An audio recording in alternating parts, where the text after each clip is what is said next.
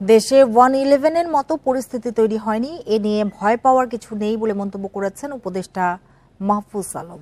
শনিবার বিকেলে লক্ষ্মীপুরের রামগঞ্জে গণসংবর্ধনা অনুষ্ঠানে তিনি একথা বলেন।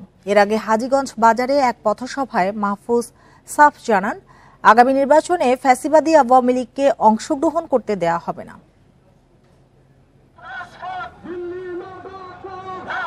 হাজীগঞ্জে পৌঁছলে উপদেষ্টা মাহফুজ আলমকে সংবর্ধনা জানায় ছাত্র জনতা।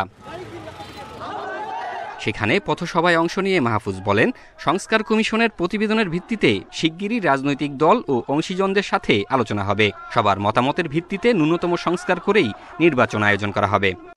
শেখ মুজিব, শেখ হাসিনার শাসন আর বাংলাদেশে চাই না। বাংলাদেশে আওয়ামী লীগের সেই ফ্যাসিবাদী ব্যবস্থা আর চাই না। আমরা চাই বাংলাদেশ পন্থীদের হাতে থাকবে। বাংলাদেশে দিল্লি পন্থীদের কোনো স্থান আর হবে না। পরে হাজীগঞ্জ ডাকবাংলোয় জেলা প্রশাসকের তরফ থেকে মাহফুজ আলমকে গার্ড অফ অনার দেয়া হয়।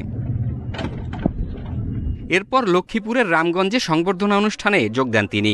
বলেন, শেখ হাসিনার ফ্যাসিবাদী শাসনকে যেসব প্রতিষ্ঠান টিকিয়ে রেখেছিল তাদের অবিকৃত রেখে নির্বাচন সম্ভব নয়।